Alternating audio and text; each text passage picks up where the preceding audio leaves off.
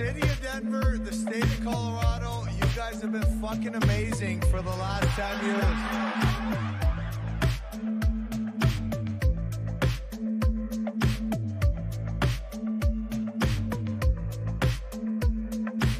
Let me start off with a Twitch feed this morning, and I got to get the whole name right. Mile High Hockey Lab.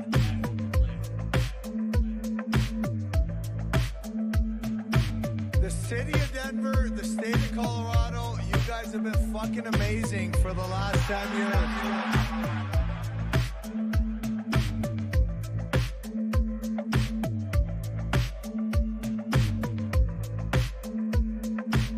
Let me start off with a Twitch feed this morning, and I got to get the whole name right. Mile High Hockey Lab.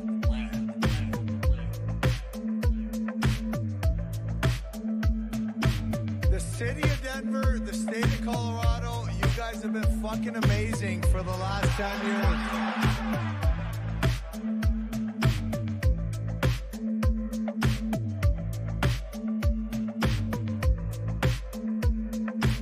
Let me start off with a Twitch feed this morning, and I got to get the whole name right. Mile High Hockey Lab.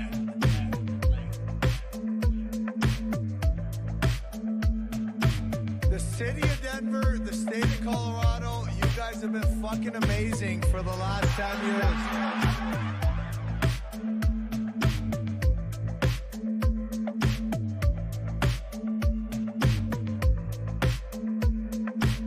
Let me start off with a Twitch feed this morning, and I got to get the whole name right. Mile High Hockey Lab.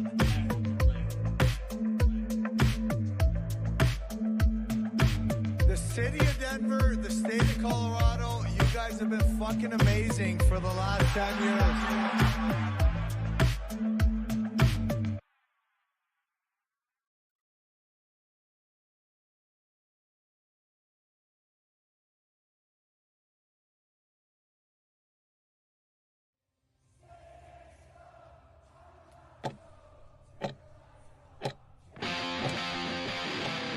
Welcome to the Mile High Hockey Lab.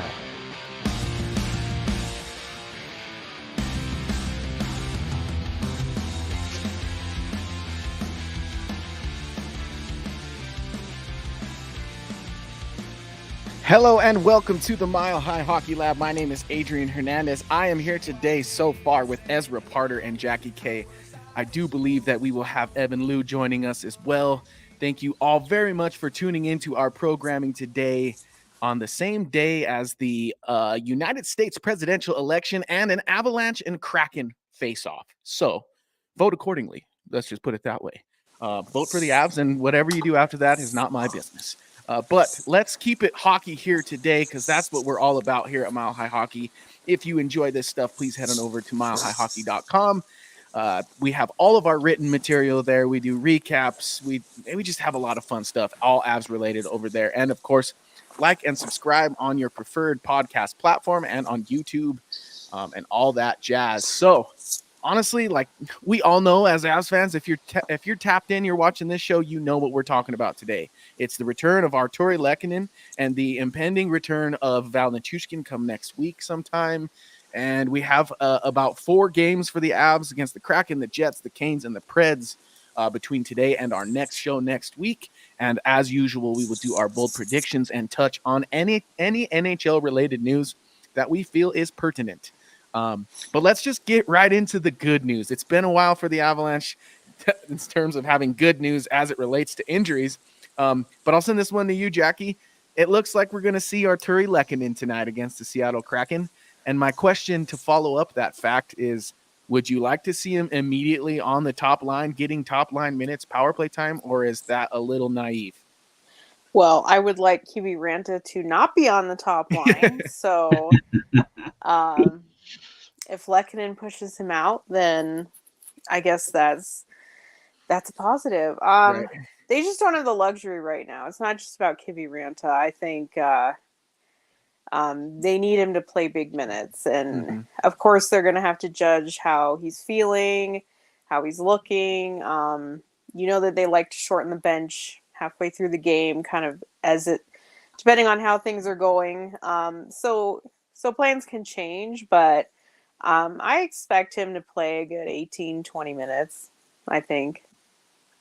Yeah, I think that that's reasonable. Like you said, it's not so much that the Avs have they just don't, like you said, they don't have the luxury to ease him into this. It's I titled the episode today Help Not Health, because I wanted to make it abundantly clear that even when Avs get Nichushkin back, they're still not a healthy hockey club. They still don't have Miles Wood. They won't have Ross Colton. And it does seem like we're probably going to get Drew in back sooner than kind of we've expected. But still, the Avs are not a healthy club. Their captain will still be injured when the dust settles on all this. But it is nice that we're getting some true NHL caliber talent. And in Lehkonen and Nichushkin, we're getting elite forechecking, which I think is really exciting for the Avalanche, because I think that's something they've really been missing from their scheme. But Ezra, in addition to the guys coming back, I did mention Miles Wood and Ross Colton. Miles Wood is listed as day-to-day. Bednar says Drew in is close. How does the expectation change for this Avs team once guys do come back, outside of Landeskog and Colton? Well, I think the main thing with guys getting back in the lineup is we go from thinking, okay, the Avs could win this one if everything breaks their way, to the Avs should win this one most nights, I think. And it's been a frustrating season so far, obviously, with just the record, but also just game to game, not knowing who's going to be in the lineup and what to really expect from the squad. So once folks start getting back in, we can say, okay, we're going to expect them to play their game. Like you said, Lehkonen and Nichushkin are so important on the forecheck, which is their whole team defense is predicated on getting after guys on the opposing offensive in the offensive end when they have the puck, right? Getting that forecheck in, making sure that they're containing players from the other team in the process of their breakout and limiting offensive opportunities. And with the forward group that they haven't been able to do that consistently, and they haven't been able to break out of their own zone consistently. And that does come down to having 6 of your top 9 wings out, know? So that's brutal. And I think, we're going to see a shift in this team pretty quickly. I hope you're right about that. I really do. And Jackie, you tell me, we kind of all predicted that the Avs would be second or third maybe in the division when the dust settled on this. I'll send you the same question I sent Ezra. With guys coming back, does your expectation change? And then the second follow-up to that is, have you changed your opinion on where the Avs finish based on this start so far? I'd say overall no. The slow start makes things a little bit more difficult, especially with I'm sure maybe we're going to talk about it a little bit more later, but some hot starts in the division. So, I mean, the Avs are 12 points behind Winnipeg already. Minnesota started well. Dallas didn't have a good trip to Finland, but we know that they're going to be strong. So, I don't know. It's hard to say. I kind of go back to how I described this team kind of before the season started, that I think their variance is pretty big. Things could go great. Nobody significant gets injured the rest of the year. They start clicking. Could they even still finish second or first in the division? Yeah, I think that's possible. But I think the margin for error is so slim that if they even have one more significant injury, they might not make the playoffs. So has my expectation changed? Not really. I still think that just such little things could swing it big for them. I do expect them to play better. Lehkonen, Nichushkin, big parts of the team. They'll get back in the mix. I mean, they're 2 points out of the bottom of the league right now. So, I don't expect that to continue, but I just don't think it's like, oh, they'll be fine. They're just going to win 5 in a row again and, be at the top of the division. It might be tough all year. They might be kind of in the mix with a lot of other teams. So, so to answer your question, not really. I kind of think the same. Okay. I like that answer. Yeah. I like that answer because I agree with it. I think it was natural. We were all waiting for hockey to come back. It did come back. The Avs just lost the whole time it came back right away, and we all overreacted to the first 4 games. And every year I'm humbled by the next 4.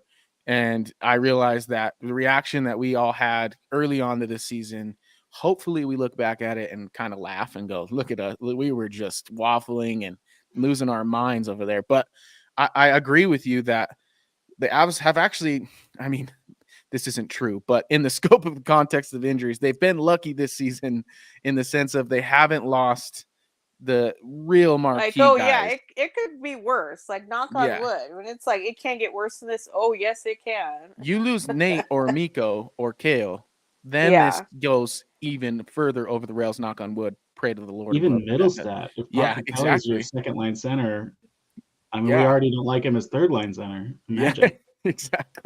exactly. Well, I'm with you though, Jackie. Like, I think that the expectations kind of still the same. Win what you can now. I tweeted during the game in the last contest, like, yep, the Avs are right in the middle of that really difficult start because they're shorthanded window. And I think there will be a light at the end of that tunnel, at least in some form. They can't be short six forwards all year long, knock on wood. So that's kind of where I'm headed. And with that, Ezra, is what we kind of teased to start the show, which is the long anticipated return of Valeri Nichushkin. And I think that this is going to be quite a sore subject, I guess, for Avalanche fans early on. He's pretty much set, according to Daily Faceoff, they have information that says he's going to play immediately on November 15th against the Capitals in Colorado. Mm-hmm. How do you expect Avs fans to react in the building that night when he's announced? Yeah, I mean, Bednar said that that's going to happen, so I think it's going to happen. And I think there will be fans who've been gearing up to boo him, and there will be fans who've been gearing up to cheer him. And I can't tell you what's going to be louder. I think it's the cheers. I think with the way that this team is decimated by wing injuries, just the fact that anyone's coming back is going to offset some of the negativity around Nichushkin. So, you know, I don't know. I think the team has been pretty adamant about saying we're welcoming him back. We're not worried. You know, the past is the past. We're going to stay in the present and welcome him back. And we want our friend to be healthy, our family member to be healthy here, our brother, right? And I think that's kind of the ethos of the team, and that's a lot of the fan base is going to take on that ethos too. But then there's going to be people who see just a guy who bailed on the team 3 times, and that's, you know, that's fair to an extent. I can't fault anybody for feeling how they feel. But for me personally, I love seeing a recovery story, and I hope he does well. Me too. I'm curious if he does get booed, how that will affect him psyche-wise by his own fans. I almost think, and I have nothing to base this on, but other than what I watched on the ice and how I perceive him as a competitor, Nichushkin, that is, I almost feel like it might fuel his fire a little bit.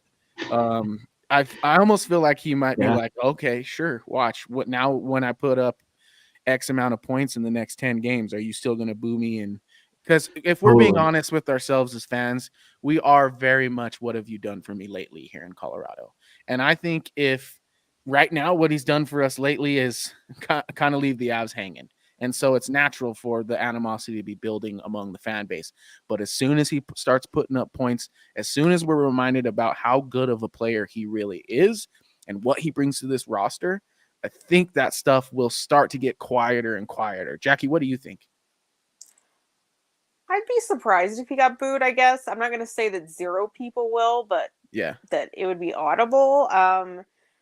Just because, like we've said, they just need players back so badly that it would just be so hypocritical, I think, to say like, oh, we need people, but not you. I don't know.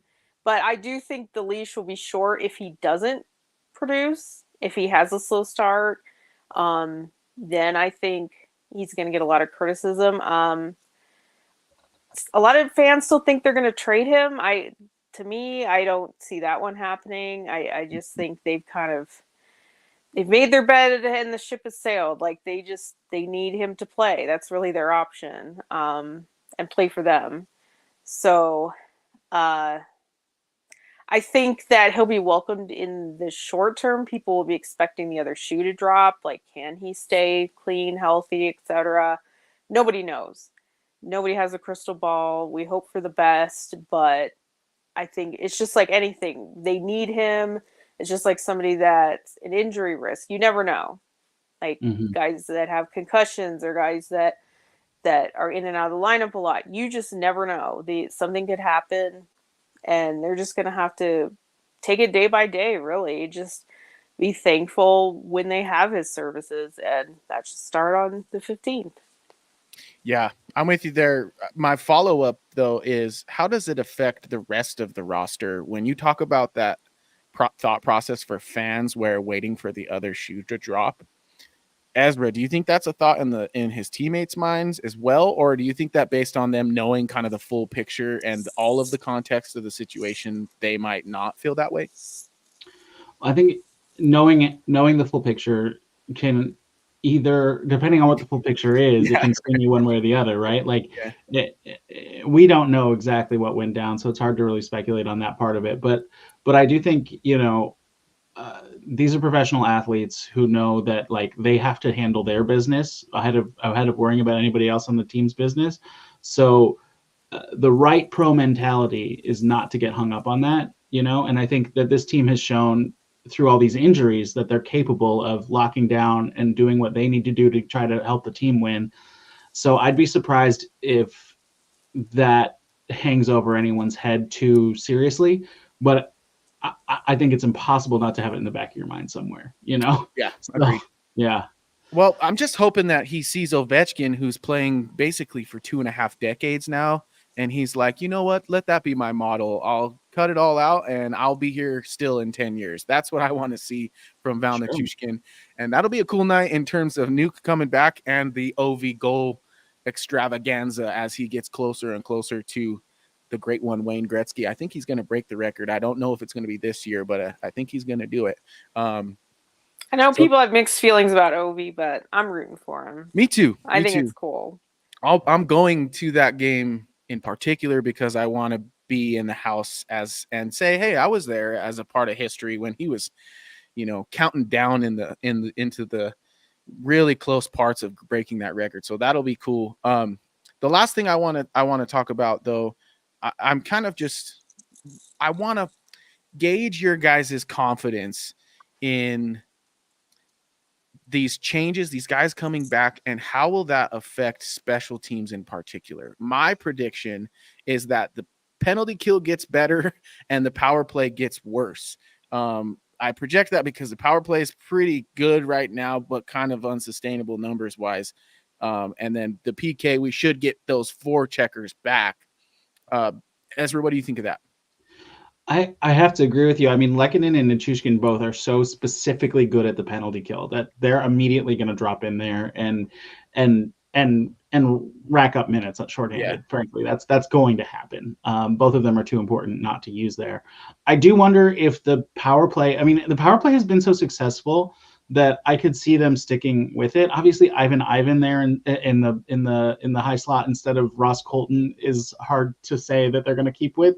Love Ivan, but you've got Lehkonen and Nichushkin. You're going to have to put one of them there. Yeah. Obviously, also I'm saying obviously again, but Nichushkin was so effective on the power play last year that there's a hope that he can just fit right back in. But the power play that they were running last year and the one that they're running this year are very different. I mean. There's the intention of the power play right now seems to be to feed that high slot person, Colton, Ivan, whoever it is. Yeah. And before the intention was to feed McKinnon or throw pucks on net for Nichushkin to tip in, basically. So if they want to switch back to that method, then we go back to last year where we were all kind of frustrated with the power play, even though it seemed to score a lot. So yeah, it seems like that's probably going to take a little step back as they're figuring out what they want to do with personnel. But if Bednar wants to be stubborn in a way that I support, he leaves Ivan up there and they just keep clicking with this power play they've got for a little bit. That could be cool. Yeah. As long as you don't take Middlestad off, I think you might be all right because the dude has just been able to find that high or that low slot guy. I even think Nichushkin could excel if he kind of, I guess, morphs his game not only from the tip in net front presence, but also to that bumper spot and quick one-timer. The same thing we saw from Ross Colton. I think in all honesty, that's how we saw Nichushkin scoring a lot in the playoffs before he was suspended. So true. And he was leading the league in the playoffs in goals more than McDavid at the time, which is crazy. I think. So Yeah, I if he think can be a guy who bounces from the high slot to the low slot and lets everybody else around kind of handle winning pucks on the walls and moving it around, he could be very dangerous. Yeah, I agree. Well, that's exciting stuff, Avs fans. I think as the days and the weeks move along, we will feel better and better about this lineup when we get those projected lineups on game day. We won't be going, "Oh God, is that Shillington playing forward?" I think we're getting closer and closer to that. Being a It's a reality. long season. Yeah. Well, let's move on to our next segment, which I want to preview kind of tonight's game and then the other 3 that'll happen before next episode. And while I have your attention, please head on over to X, give us a follow, subscribe to us on YouTube, and we're also on Twitch. If that's your style, head on over there as well. But let's talk about tonight's game against the Kraken. Jackie, who do you expect in the net? Do we know? Have we an announcement? Okay, I think we do. I think it's Annunen and Okay. Grubauer. So running it back. pretty much. As you all know, I know that they can't keep going with the goaltending like this. So Yeah. I wonder if this is the week they do something. I don't know. Getting guys back opens up opportunity to make moves. That's for sure. Yeah, no doubt. Well, and I was gonna ask you that, Jackie, because a part of your season-long bold predictions is that we'd see an Avs goalie trade before Nichushkin's return. So the clock is ticking on that. But I don't think I don't think we're out of the woods with that, as you just kind of alluded to. It's interesting to me, Ezra. Does it feel like Annunen's the starter as it is now? Absolutely. Yeah. Georgiev's taken a backseat by far, and Kakinen didn't do anything to make a statement that he should get more minutes. So it's Annunen's net. They're going to work in both those guys more than you would with a typical starter backup split, but definitely it's Annunen's net. Okay, so then Jackie, bouncing off of that, is Georgiev the trade piece, probably? Or part of it? There's a few different ways they could work it, I guess. Maybe. This Annunen thing, I still say feels like trade showcase as well. Okay. So that's why I asked, because it's like, do you really you trade the guy who's playing better than he was supposed to, or do you trade the guy who's playing worse than he's supposed to? And how does that affect your return? That's Annunen's been good, but he hasn't been like mind blowing. So right. As of right now, this second is Annunen, isn't it? Yeah. Like, would you expect him to start in Winnipeg? Like, that's going to be a huge game, right? So they need who they think is their quote unquote starter to play that game. And at this point, would you expect that? Probably. Mm-hmm.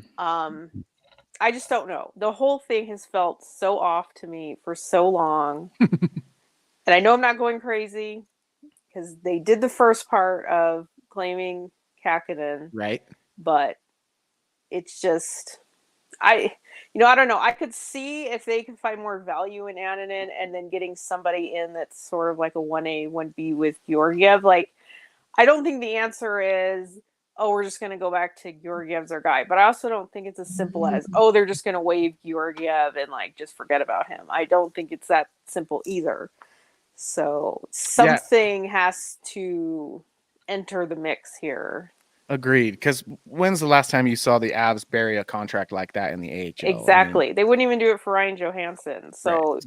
Yeah, they don't like to waive guys if they don't really, really don't have to. So I just don't think they're just ready to waive him and say goodbye.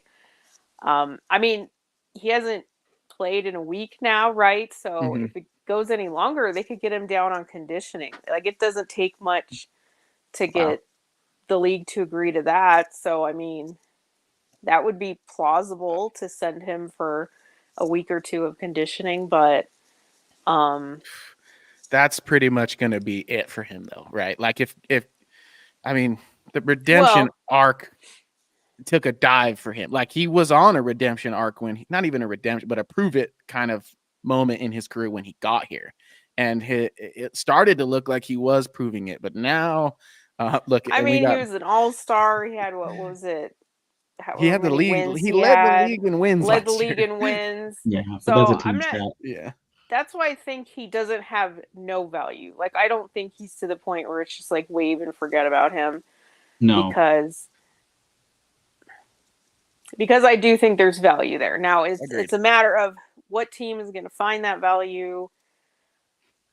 Where does that fit in? I don't know. Still waiting on that Canadians trade, right? So it's going to happen at some point. Maybe that'll be Pittsburgh. it. I was Pittsburgh. Pittsburgh. Okay, yeah, that's fair. So I don't know. We get a yearly Habs trade though every time. So who knows? I don't know. I don't think they're going to trade their goalie. No, they love Montreal. Not. Yeah, probably not. Well, I feel like with Annunen in net, tonight's game is pretty winnable. Obviously, that's not a stretch. They already won the same matchup 3-2. And in that game, we actually saw 2 goals from Kiviranta. Ezra, is there anyone you're eyeing and expecting maybe an unexpected goal or 2 again? Man, tonight? I mean, I was going to save this for bold predictions, but I'll say it now. I like this Prishchapov, man. He was so good last time. He had 4 like serious high danger chances, and granted he didn't finish them, and that's part of the problem. But with the Avs depth right now is an inability to finish. But man, he looked so dangerous. I could see him if he can work himself up to be as hyped as he was for his debut.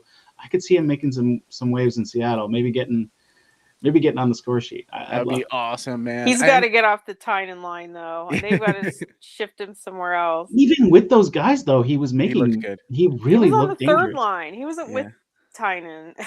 Yeah, but I mean, he looks good. I mean, think about this. He's the 3rd player from this year's draft to play in the NHL. How about that? So I mean, I loved this game too. It was nice that they actually played him 13 minutes. Yeah. He reminded me of a little bit of a baby Nichushkin. Yes, I was going to say that. Like, people thought, like, maybe Kovalenko was like, no, he's not that style. But that was the first time that I was like, oh, I could see a little Nichushkin there. Yes. And you know what's funny is his name looks great on a jersey. I like when these guys started falling, and I hate that. Like, I didn't want the Avs to get injured. But I've been looking at Prishchapov as kind of like the one who might get a chance based on the fact that these guys are going down, and it became a reality.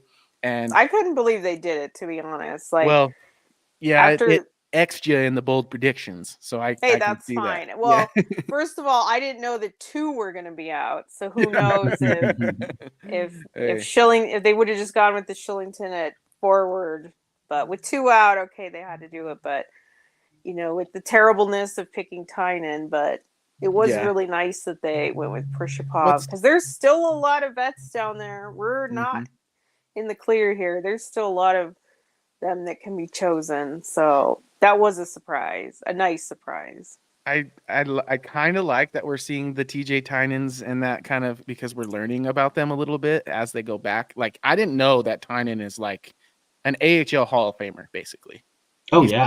He's an AHL lifer. So it's actually like, to me, I've been rooting for Tynan because I'm like, how cool is that? You've been playing in the AHL your whole life, and you're like a veteran of the AHL, and now you're getting another. There's a reason for that. Yeah. He hadn't played since. I mean, I get it. It's like the ultimate underdog story. Yeah, like, exactly. I totally get that part, but he was here before. We saw the movie. Yeah. He hadn't played in the NHL since 2021. The Avs have given him like 80% of his NHL games in his career. Mm-hmm.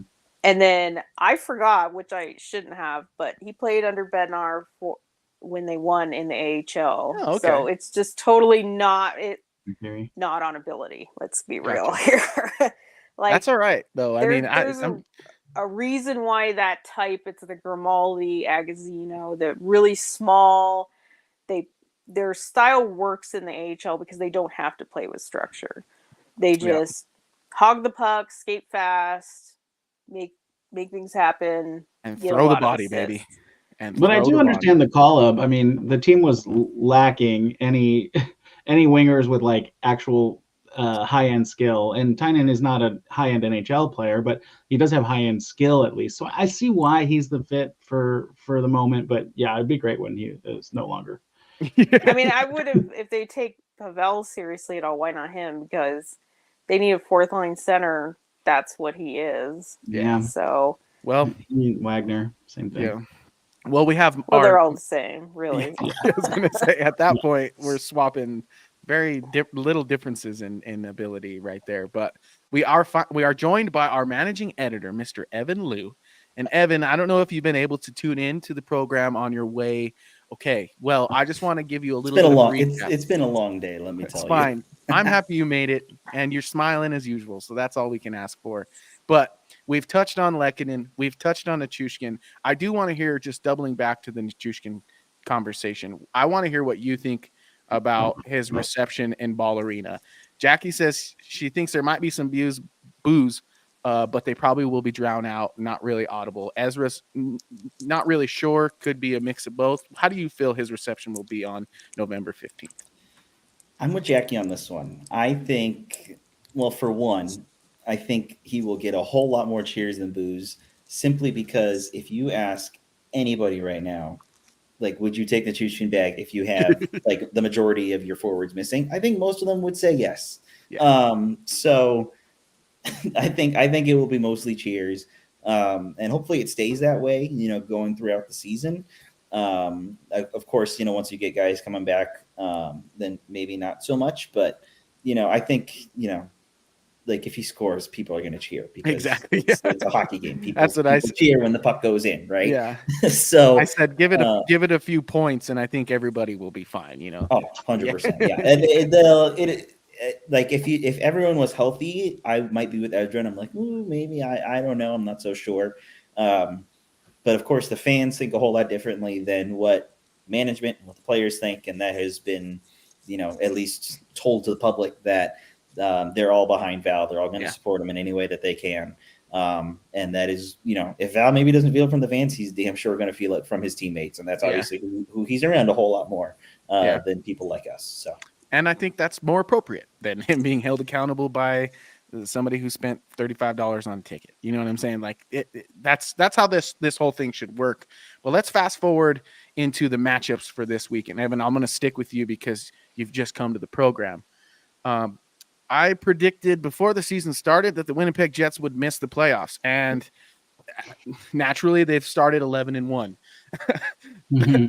The Avs will play them later on this coming week. Is this game more important considering the polarity of the way the Avs have started and the way that the Jets have started? I don't know if it's necessarily about the polarity of both teams are kind of on opposite ends of the standings, but I think it's more so that it's just a division rivalry. Winnipeg kind of got their butts spanked last season by the Avs in the playoffs after talking so highly, throughout the season, really. And you look at the performance of the week before the playoffs when they played the Avs and they blew them out 7-0. Like, I gave you good reason to talk, to talk trash. Excuse me. So, Winnipeg will be. They'll definitely be on it, right? I mean, you can never take a division rivalry game off, so it'll be interesting to watch. But Winnipeg also always does this. They always start off pretty hot. They always start off pretty well before then kind of sliding into the regular season. Last year was kind of an anomaly because they ended up ending the season really, really hot, and they beat the Avs. But then they rode none of that momentum into the playoffs. So Winnipeg, I think, will just be looking for revenge almost. And they know that the Avs are vulnerable at the moment, and they're definitely going to want to take advantage of that. So it's definitely important, I guess, for both teams, really. But personally, I don't expect much out of that game. I'll just say that. Well, the Jets, they've been boat racing teams. They haven't just been beating teams. They've been blowing teams out. Like, Utah came into town, and it was like, they got young guys, and let's see how that goes. I don't think it's going to go very well. And I'm kind of with you with the revenge tour for the Jets. And they probably had this one circled to start the year. I'm with you. I don't necessarily think the polarity in the standings matters in terms of the importance, but Jackie, what do you think? I think they get underrated a bit. I mean, everybody has their strengths and weaknesses, but it seems like every single team, Avs fans are like, oh, they're just not that good. It's like, well, you're losing to teams that aren't that good. It's just like, everyone's flawed, and so are the Avs, and they've been good. They have talent. In all areas of the roster. I even think Hellebuck hasn't even played. I think the scary thing is that winning that many games, and correct me if I'm wrong, but I don't think Hellebuck's played even all that well yet. So, I don't think he's given up more than 3 goals. Oh, one time. He gave up 4 goals one time, and twice. I'm sorry. Twice. 1 win, 1 loss. Wow. That's insane. So, I mean, he obviously is playing well enough to get the wins, but I'm just saying, like, I don't think he's the one carrying this. So, I think they should be taken seriously. The more interesting one is Minnesota. Like, how serious is that one going to be? But I think any opponent that's in front of the Avs right now, they need to take serious, because it's going to be a fight to climb ahead of these teams. You know, even if the Avs start winning and start playing better, it's hard to pass teams in the standings because they win also. So, playing is Winnipeg their concern right now? Well, if they're not going to win the division, maybe it's not their concern. Right. Yeah. But their biggest, I should say biggest concern. It is a concern, but is it their biggest concern? It's hard to say right now, like, exactly who it's going to be a race between. Like, is Minnesota going to stay up there? You know, I think Dallas had a little slump. I don't really know if Dallas is going to be their competition this year. So, you know, it's too early to say, but I'll go back to, they should pretty much take everybody seriously, because they're going to need to beat everybody. Yeah, season-long bold hope. Avs win the division, and Dallas and Winnipeg have to play each other at 2 and 3. How about that? Feels like a long shot at this rate. Yeah. That's why I said hope. All right. Right. Hope in all caps. But to end this week, we'll see the Canes and the Predators. We played the Predators already once. Ezra, what can the Avs do differently this time around against the Predators to secure a victory? I mean, that's the team they definitely need to beat. Yeah, they need to beat them. I guess, like, have the puck go in. They played so well that game. I don't really have notes on the way they played. I think goaltending was fine. It wasn't excellent, but it was fine. Juice versus Juice. Their Juice is better and got the win. You know, that's can't really fault our Juice for that. I guess that first glove save would have been nice to not give up, but yeah. That's a Steven Stamkos. I love the way they played that game. They just didn't get bounces and it didn't go their way. I would say do the same thing, but with Arturri Lehkonen in the lineup, and maybe you win. I don't have big notes on that. I think they did get sloppy at points. I think it was the second period, especially. I will say, though, that I think the score wasn't quite as indicative of the outcome. But no, it was close. You take away those empty net goals, it was close. And, like, I felt like the effort, like, there was, like, the Avs were trying, but I think this team, and we'll see if it gets better with reinforcements, but they tend to, like, I think every game they've won, except for the Anaheim comeback, they scored first. Like, if they get in a hole, they just kind of get feeling sorry for themselves, and they kind of fall apart. And I think that kind of happened when Nashville got the lead. Now I think the Avs put it in gear, and they did finish well. But that's something that I look for, is just that when there's adversity, they just get, like, down in the dumps, and you can see it. Yeah. I noticed against Tampa that it almost felt like the games leading up that, like, McKinnon, Rantanen, and Makar were pressing so hard to kind of, like, make up for what they were lacking. But against Tampa, I felt like there was a little bit more of a reeling back of that. Like, we saw McKinnon stay pretty much within his game despite the way the score was. And I do think that that's, like, indicative of them kind of learning something about themselves, which is, I'm still only one guy. And when I try to make up for 2 or 3 people, I make it worse. I make the problem worse. So I'm hoping that we start to see that. I mean, he's on a 11-game point streak with Cale Makar, so he's doing pretty well. Or 12? Is it 12 now? He needs to do. We're being honest. He needs to do more at 5-on-5. McKinnon, and I know part of it is, like, he's had Kiviranta on his wing, and Kiviranta's not putting the puck in the net. But right. It's crazy that McKinnon has 20 points, and 4 of them are at 5-on-5, and True. not even a goal. The entire team as a whole needs to be better at 5-on-5. Well, yes, I'm Let's not be saying real. like, Yeah. oh, this team's losing because McKinnon, but I'm saying like, I think people just look at the point totals and it's like they've been amazing, and it's kind of like, well, you kind of need to get the whole story here. That's a good point, because like you could look at the score line and be like, did the Avs give up more than 3? Yes. Did they have more than 3 power play chances, and did they count? Like, it looks like they're just trying to win via the power play. And they did get some wins from the power play, and that's good. I think Benner even had a quote, which I haven't seen his presser today. They seem to be hiding the pressers now again for some reason. But they're like, he kind of acknowledged that. Like, the reason why they won some games is because of the power play. So I get it. Like, you have to take what you can and run with it. But I think it's important to understand what's going on. And he's also McKinnon's not shooting as much. And we know that the way that he plays and the way that he generates offense is so much. It's the speed and everything that he plays with, but it's also just the volume shooting. Yeah.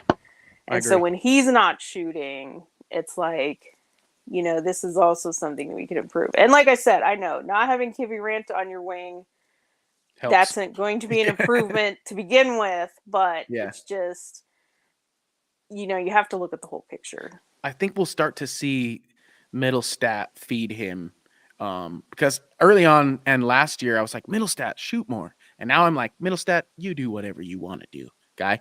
And I think that a lot of those assists as the year goes on, even 5-on-5, because I think we might even see Casey, if he keeps playing like this, obviously he's not going to play center, but what's to stop him playing on the wing in some scenarios? Power play, obviously he'll still be in that situation.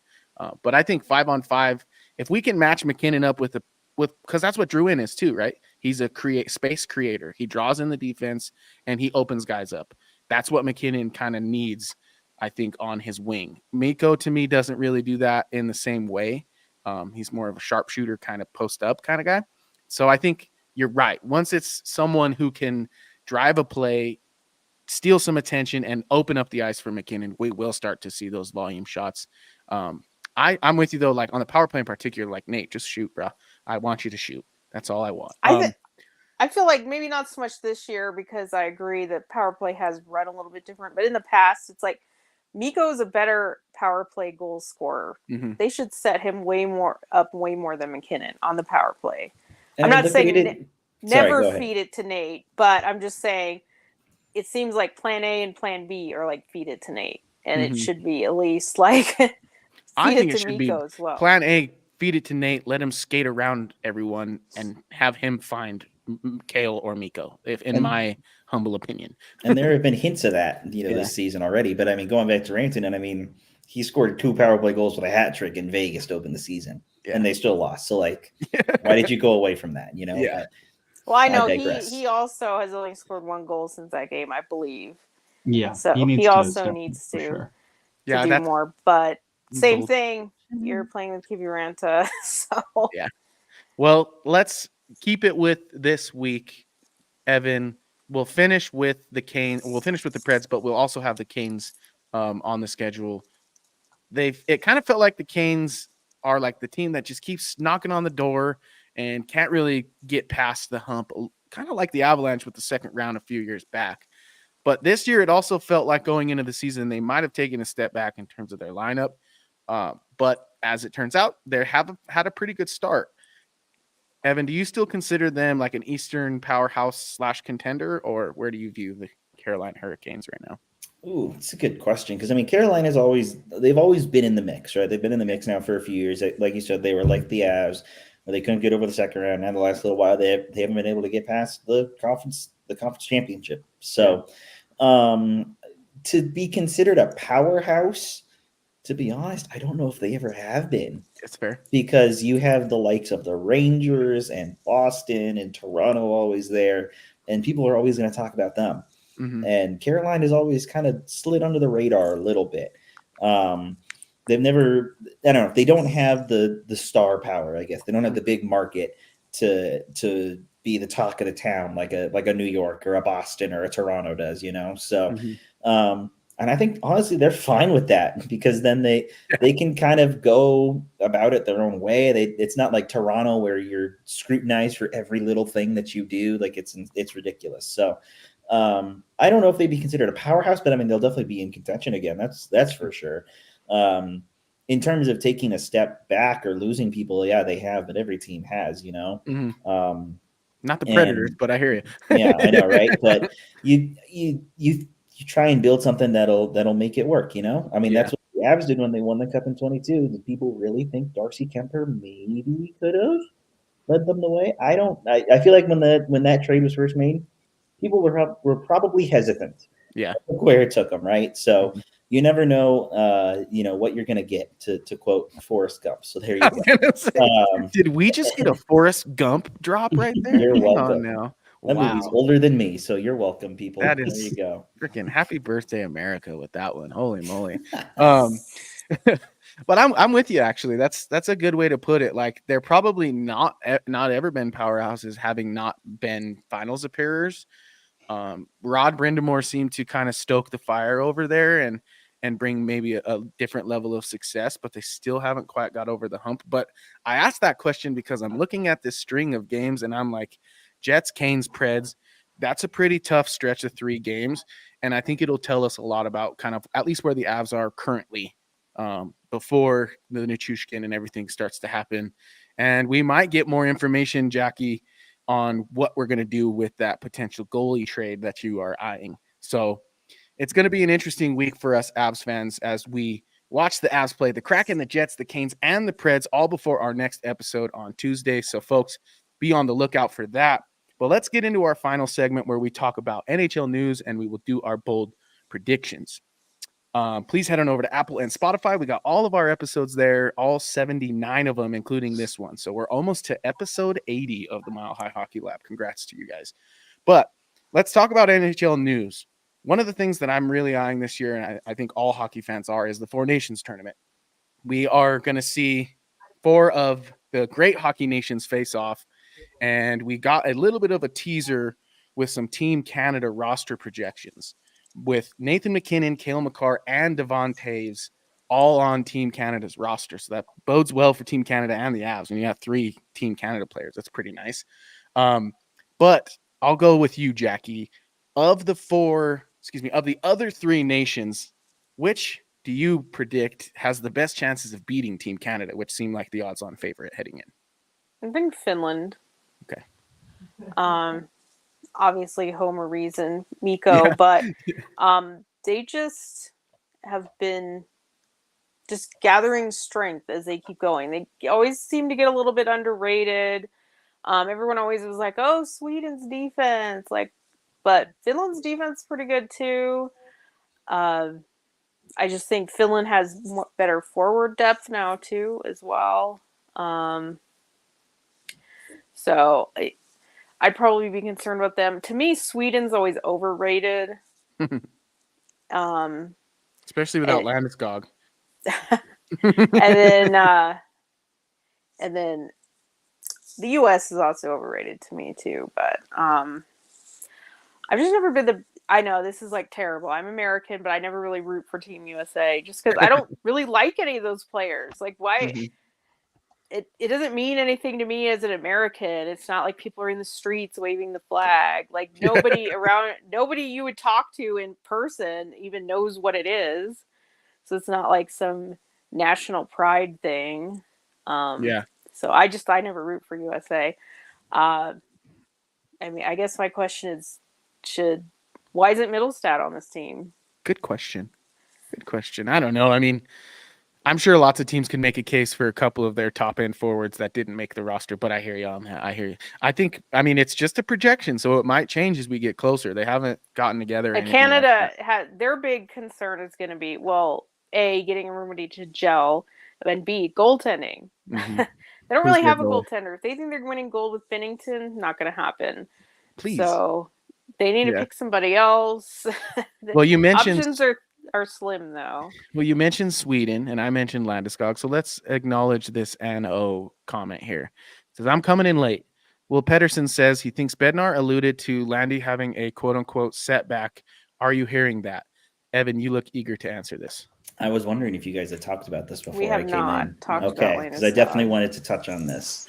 So not only did Will Pettersson, he didn't say setback, but kind of alluded to it, but also Corey Masiak did with the Denver Post, referred to it. Our own reporter, Brennan, and I had heard some like unbased rumors. We weren't really sure, and just kind of left it at that.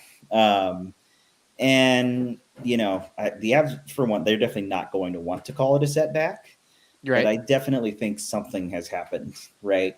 Because you think back to the end of last season, and I mentioned it in my, I guess, avalanche of injury series that has unfortunately become a thing. A series. Posted on our website yesterday.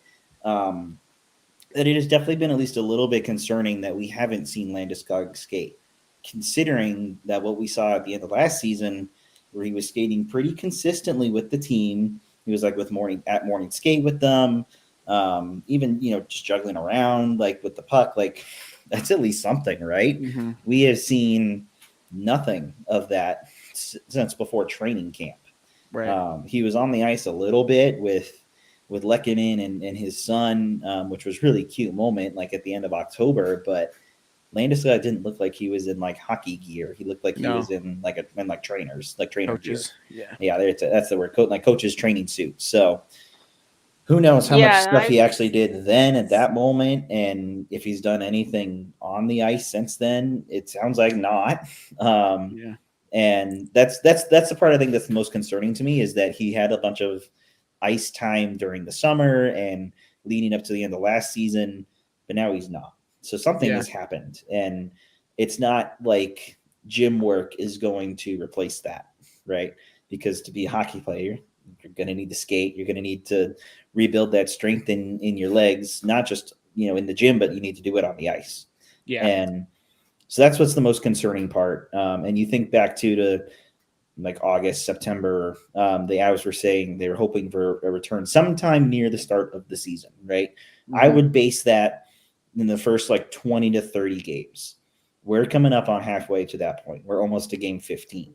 Mm-hmm. So I definitely don't think that something's happening in the next 15-ish games that he's coming back. I don't foresee that at all. I feel like, honestly, now the earliest that you could maybe get him is the trade deadline, if not later than that. I'm not optimistic. Yeah, I'm not either. I felt like ever since the season started, the vibe was a bit different about it, and we don't know what he does. Just because we don't see him doesn't mean that we know what he's doing.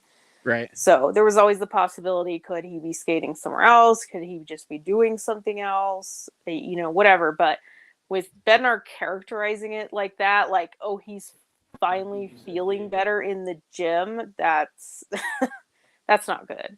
Yeah. And specifically saying he's off the ice. Well, here's I have the clip, and this is from Guerrilla Sports, so let's just listen to it real quick, and let's see if we draw the same conclusion. Gabe was trying to get ready towards the start of the season. Yeah. And that can mean a lot of things, but how realistic is that to still happen at this point? Well, I don't know about the start of the season because we're already here, right? And he's had some time off the ice. He's starting to feel better in the gym, and he just keeps working through his process. But we don't have a timeline on Gabe. Yeah. So there you have it. It's just that he doesn't have a timeline. I'm going to give my take, and it's kind of contrary to what you've said, Evan. I wonder, obviously you want him to be skating. You want him to be skating with the team by now, if that, like you said, the close to the beginning of the season. I'll concede that. I wonder, though, if he went to the training staff and said, hey, I've been on this rehab schedule for like a year, and mixed into this in a typical cycle would have been an off season for me as well. So how about you give me a couple of weeks, couple of months to give a pseudo off season, and I'm going to hit it as hard as I can when that couple months comes back, having hit the gym, having kind of taken it easy on my knee again for a little bit, and then really see where it's at a full go with team, in a team atmosphere. Here's why I feel that way. I have a couple supporting things.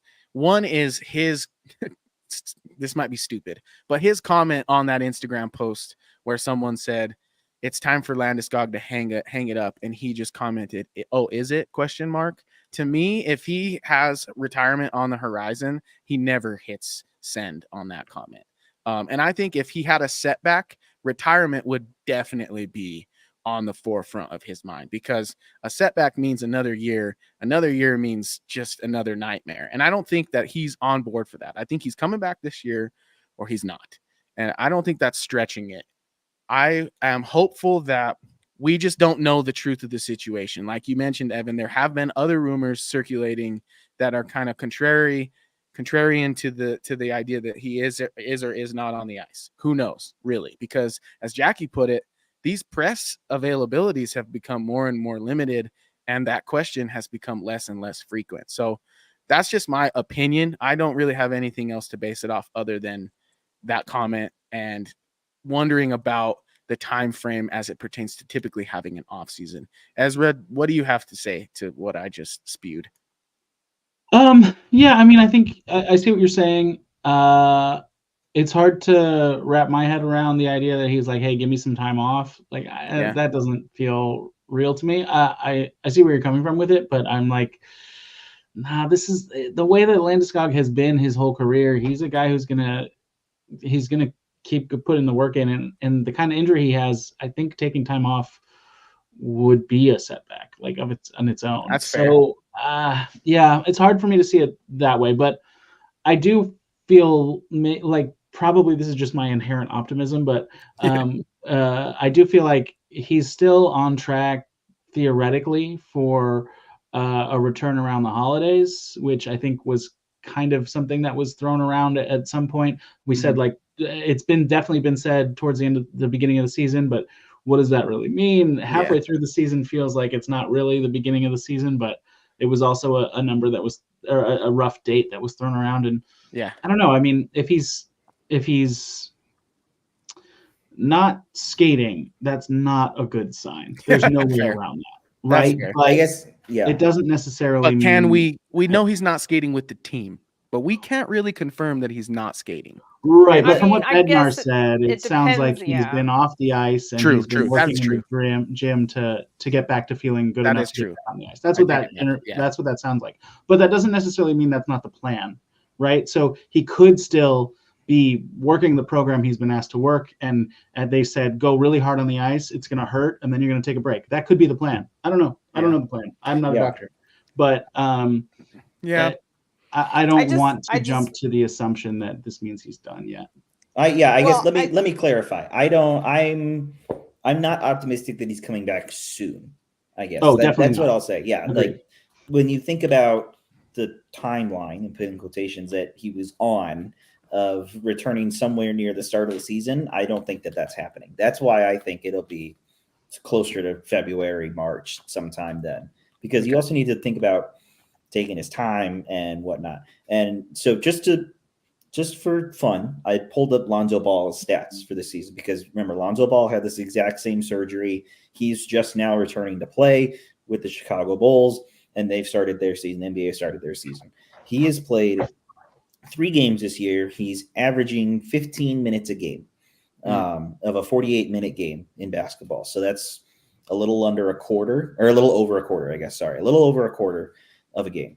He has, he has scored, how many points has he scored? He's scored not a lot of points, I'll tell you that much. So he averages 4.7 points a game. So I mean, he's not doing he doesn't much. play every game either, does he? I don't think he's so I mean basketball is very different from hockey. The strain on the knee, the movement on the knee is very different in both sports. But Landeskog is also older than Lonzo Ball. I think a lot of people are forgetting that part too. That it can be harder to recover from a surgery as you become older. Not saying that Landeskog is like 40 and Ball's like 20. But it's something to consider at the very least. So whatever has happened, I guess. Like I said, it could have been part of the plan that maybe he does take time off the ice, but I don't know. I don't know how much. I'll have to concede. Like if he's not on the ice, that's a setback, probably. Like the clock's ticking regardless. Like even if you just take his age and the time that he's missed, it's a proven fact that once hockey players turn 30, they're on the downswing of their career, and that many of them don't see the end of those last contracts that they sign.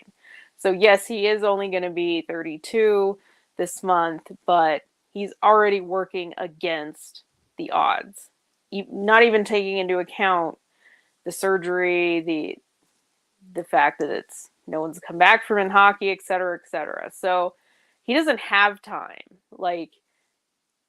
And that's part of the problem is that you just can't take more time. And the steps that he would need to take to play, it's not like he's going to show up like Drouin or something in a non-contact and be like, hey, I'm playing in a week. Like, just the steps of being with the team, skating with the team, practicing in a non-contact situation, and then getting cleared for contact. Like, these are all massive steps that aren't going to take just a week. It's not fair. It's not like somebody just getting back on the ice, and so that's why if it's not happening now, how long is he away from, even if things started accelerating? And that's the problem is that, which is why I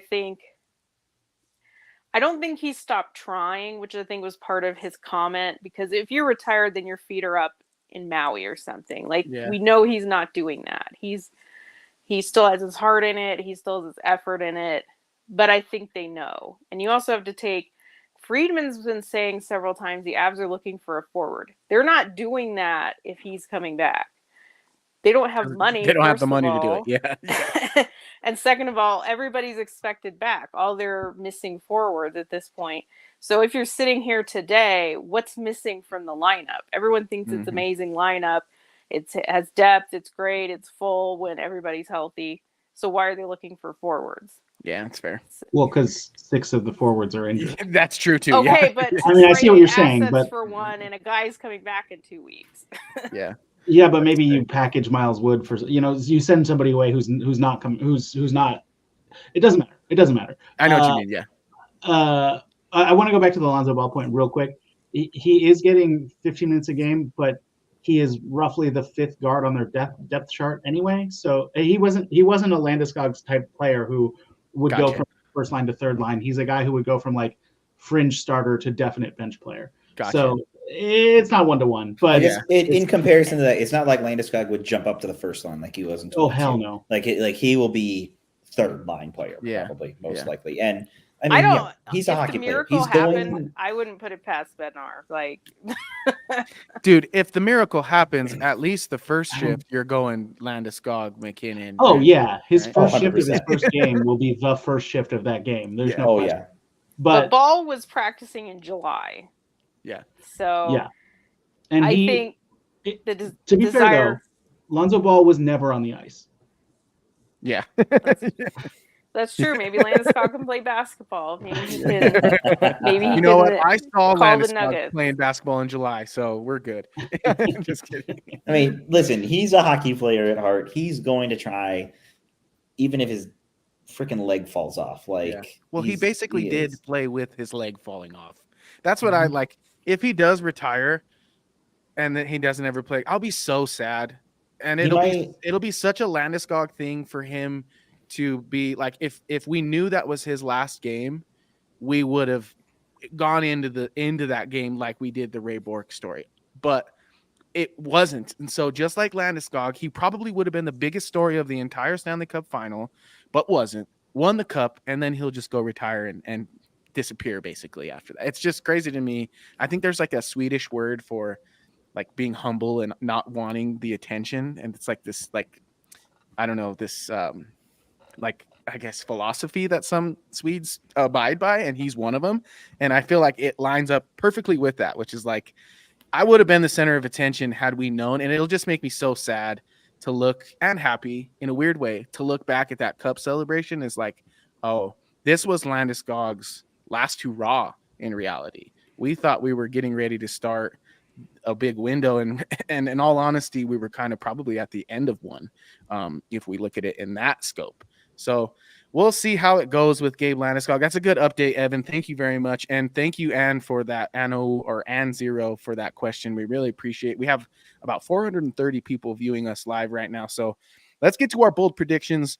I'll hand out some buzzers because we don't have a single ding this week, and then we will give our bold predictions of the week. So let's start with you, Ezra. You said that Sam Alinsky would play more than 18 or more minutes.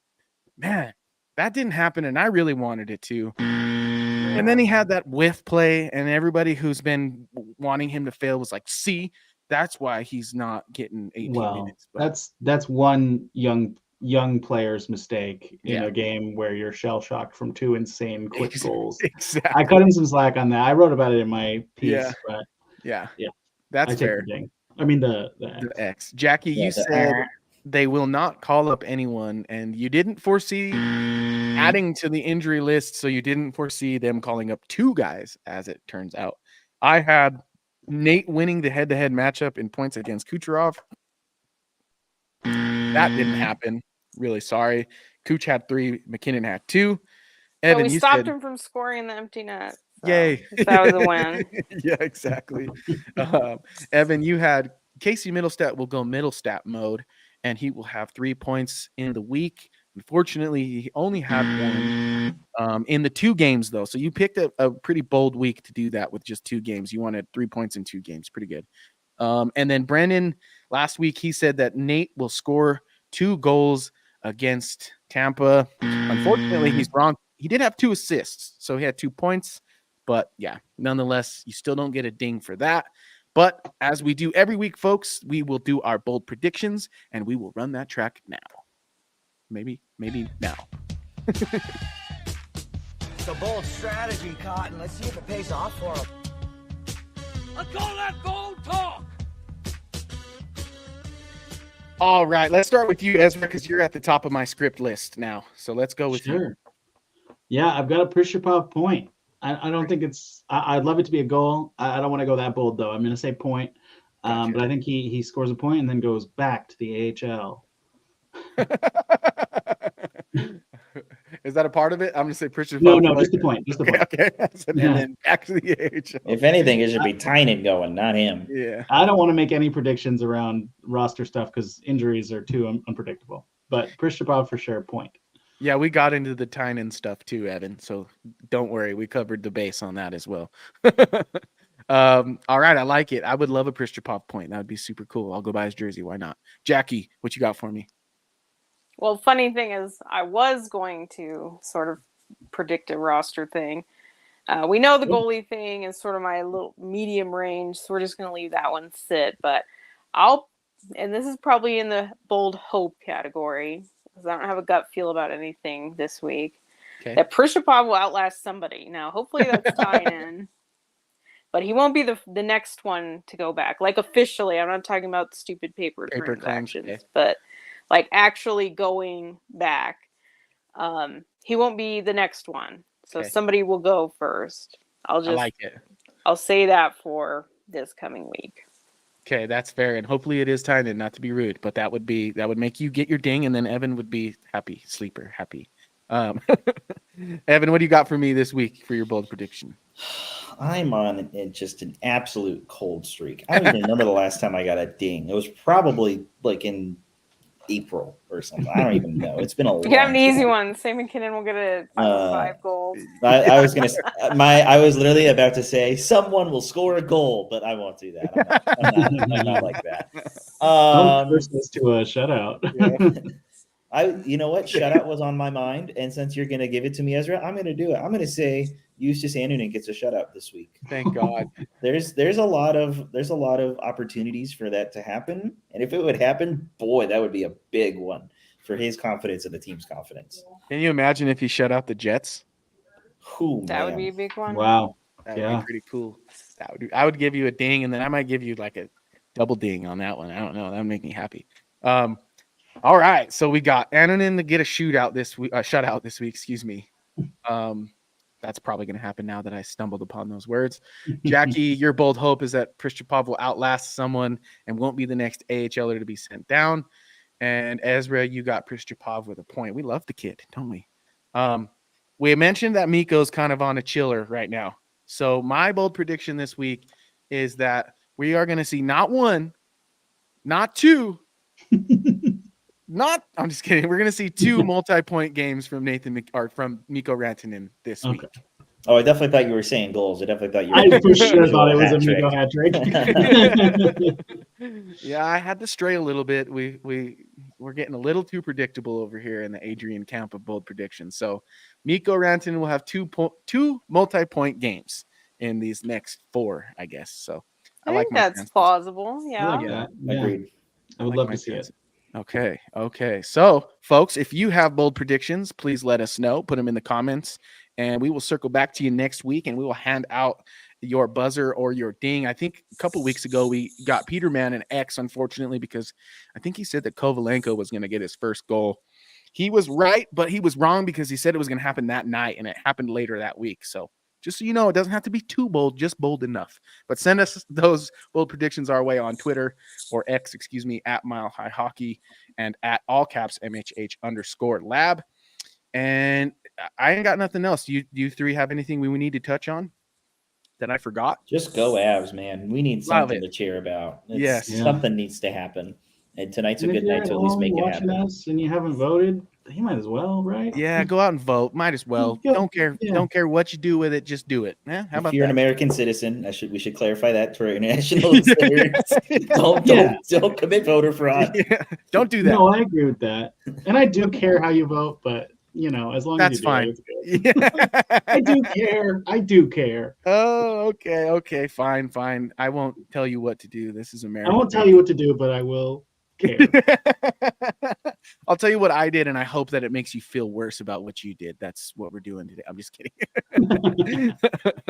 No, folks. Well, at least one thing we can all agree on this election day is that we all love the Colorado Avalanche, and we all hope they beat this absolute breaks off the Seattle Kraken tonight. So for myself, Adrian Hernandez, and my 3 partners here, Ezra Parter, Evan Liu, and Jackie K, we are the Mile High Hockey Lab. We appreciate you listening and watching us. And last but not least, go Avs. Thank you for tuning into the Mile High Hockey Lab.